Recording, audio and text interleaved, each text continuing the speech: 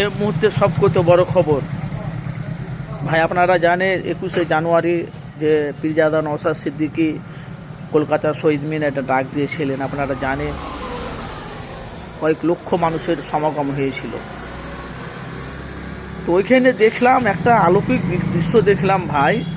ওই লক্ষ লক্ষ মানুষের মাঝখানে একটা মানুষ সেই চোখের পানি ফেলে কাঁদতেছে যে নওশাদ সিদ্দিকীকে দেখার জন্য আমি শহীদ মিনারের কাছে এলাম, তাকে আমি দেখতে পেলাম না, শাসক দলেরা তাকে আসতে দেয়নি। ভালো করে বুঝবেন কেন আমি আপনাদের কাছে, আপনারা জানেন যে আমি মানুষের কাছে কিন্তু বাস্তবটা কিন্তু আমি তুলে ধরি।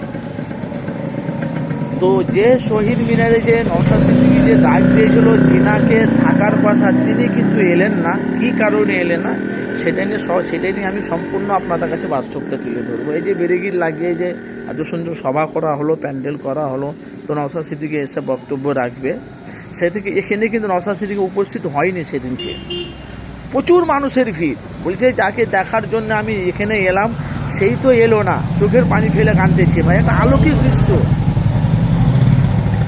তাহলে এখানে বুঝতে পারা গেল বাংলার মানুষ, হ্যাঁ দেখেন আমি কোনো রাজনীতিকে সাপোর্ট করি নাই, বাস্তবটা তুলে ধরছি। তাহলে এক পক্ষে যাই হোক, রাজনীতির দিক দিয়ে বলো, পীরজাদা হিসাবে হোক, যেই সম্পর্কে হোক না কেন, কিন্তু নওশাদ সিদ্দিকীকে মানুষ একটু ভালোবাসে। আবার কেউ রাজনীতি হিসাবে ভালোবাসে, কেউ পীরজাদা হিসাবে ভালোবাসে, কেউ আবার কুরাইশিদের বংশ হিসাবে ভালোবাসে।